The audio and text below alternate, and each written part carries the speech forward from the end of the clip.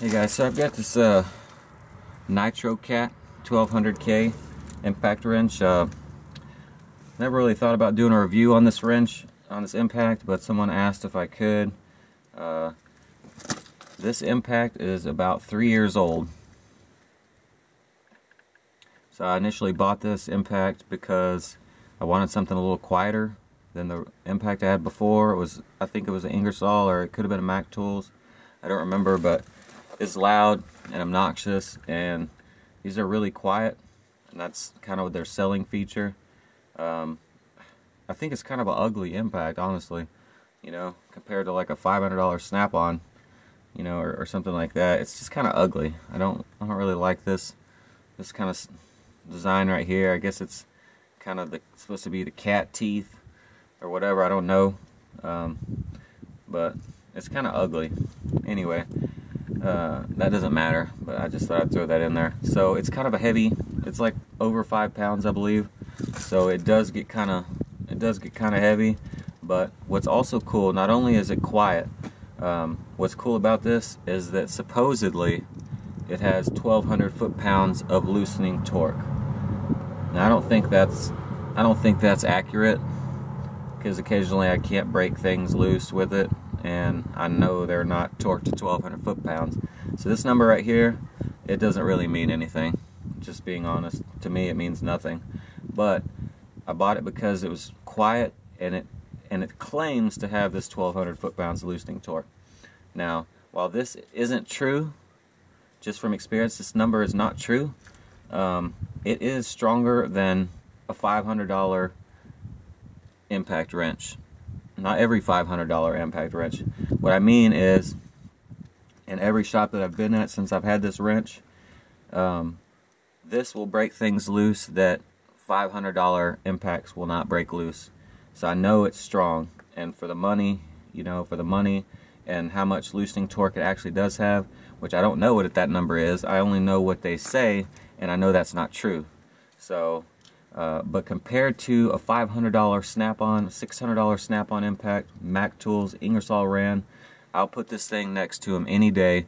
And for the, you know, apples to apples comparison, you know, a similar impact this size, that's 1/2-inch drive, that claims to have this number of loosening torque, I would put this next to a $500 Snap-on any day.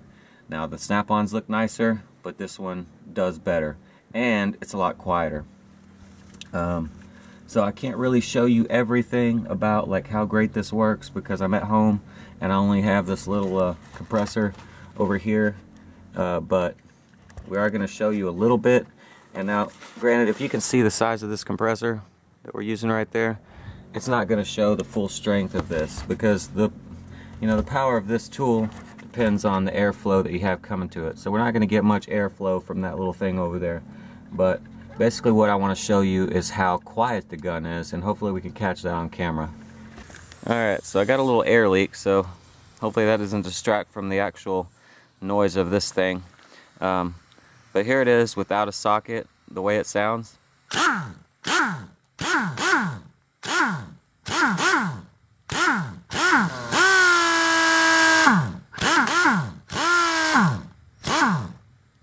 So you can see how nice and quiet it is. Hopefully you can tell, you know. Oh, well, let me come back when the compressor shuts off. Okay, so you heard how quiet it is. I'll add this. The sound of the socket hitting the fastener is louder than the sound of the impact is. So when you're using it, it's going to sound louder than it just did, but it's not the impact that's making the noise, it's the socket that's making the noise. And I'll show you what I mean. So, forward and reverse is right here. You can do it with one hand. So we'll put it on reverse. Well, let me get the right size socket on here.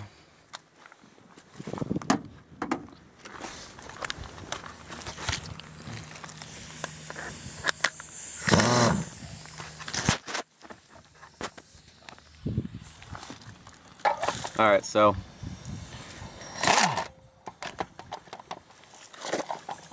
what we're listening for here is the sound of the socket versus the sound of the impact.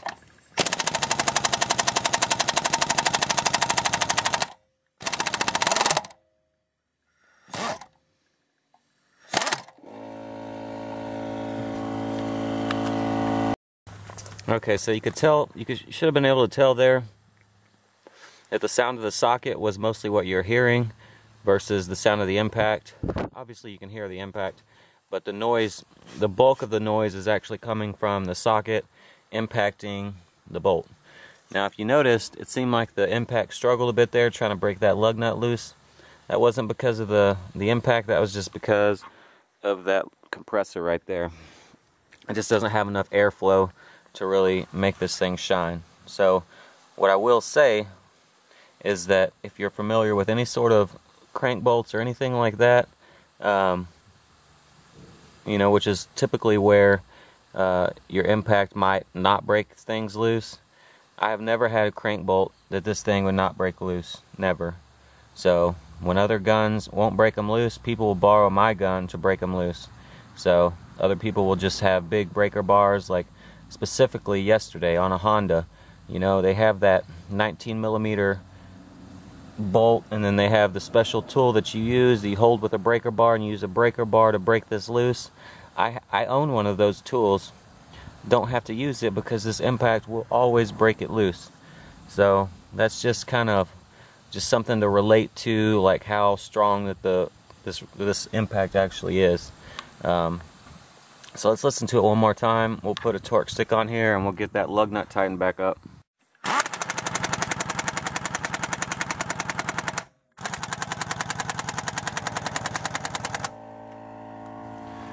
So there we have it. It's nice and quiet, it's strong, and there's only one other real thing that I want to say about this, and it's kind of a con or a downside or a negative thing towards this wrench. I already told you that I think the wrench is kind of ugly. That's not the con, that's just something. Occasionally this thing gets kind of violent, and I'm not sure why. It's not all the time. It's just occasionally whenever you're loosening or tightening a bolt, it will like it'll kind of do that number right there. I'm not sure why. I'm not sure if it's maybe it's because I don't oil it enough, and maybe it's actually, you know, it's not supposed to do that, because it's got something called a twin hammer mechanism, what they call it. It's supposed to give it that extra oomph, I guess. I don't know for sure. But what I do notice is, like I said, it'll sometimes kind of shake, you know, and it's only on bigger, like say 21mm lug nuts, or just something, you know, big crank bolts, or occasionally like a subframe bolt, or just something. It'll just kind of and it kind of hurts my wrist, you know. So I don't really like that. But like I said, it's not all the time. It's just sometimes it does that. So I figured it was worth mentioning. But that's really the only negative thing I have to say about it. The price is good. You know, you can probably pick it up for less than 200 bucks, and it has basically the same warranty as like a more expensive wrench would. 1 to 2 years, I forget what it is. But like I said, I've been using this thing for about 3 years now. It's still going strong. I don't oil it every day. I don't oil it every week. I don't oil it every month. I should. I don't. I did when I first got it, and then I just kind of get lazy with stuff like that. So it doesn't get the oil like it should. It still works great after 3 years, and it's still nice and quiet. It's still the most powerful half-inch impact in pretty much any shop that I've ever worked at. One thing that people will say is, "Oh, that doesn't sound powerful." Yeah, that's fine. You know, it doesn't sound like it, but you'll be barring my impact whenever you can't break that bolt loose. So there you go. And that's kind of cool to rub it in their face that you have a $150, $200 impact that will break things loose that their $500 snap-on won't. So that's kind of cool. And so those are the pros. That's the one con I have to say about it. You know, if you're trying to save some money, then this is a good brand to go with. You know, just in my experience, I own 3 AirCat tools, and I was happy with 2 out of the 3. And the third one was a die grinder by them. And the only reason I wasn't happy with that tool was because it was just too big. It wasn't because that it was, you know, not effective or not quiet or not strong or whatever. It was just because it was bigger than I wanted. I wanted a small one, so I ended up selling that one and getting a mini Mac die grinder. but that's not a negative thing about that tool. If you want a bigger one, or it doesn't matter to you, then that's fine. So I would say out of the 3 AirCat tools that I've owned, this is I've liked all of them. You know, that's a good quality tool. I'm sure there's duds out there, and there'll be plenty of people that have something to say about that. But in my experience, you know, after several years of daily use in an automotive environment, I haven't had one mess up on me, do anything weird. You know, well, this one shakes sometimes. That's kind of weird, but it hasn't failed. It's still stronger than anything. You know, I'd put it up next to any other impact wrench. So that's really all I have to say about that. Hopefully you enjoyed it, and if you're thinking about buying an AirCat, I'd say go for it. They're nice and affordable, and the quality's there, and they're nice and quiet. If you have sensitive ears, or you just don't like the loud noise, or you just, whatever your reasons for buying it, you know, those are the pros, and those are the things that stand out. The kind of selling points of this impact or of any AirCat tool is that they are more powerful for their size and also quieter than comparable tools. Alright, thanks for watching.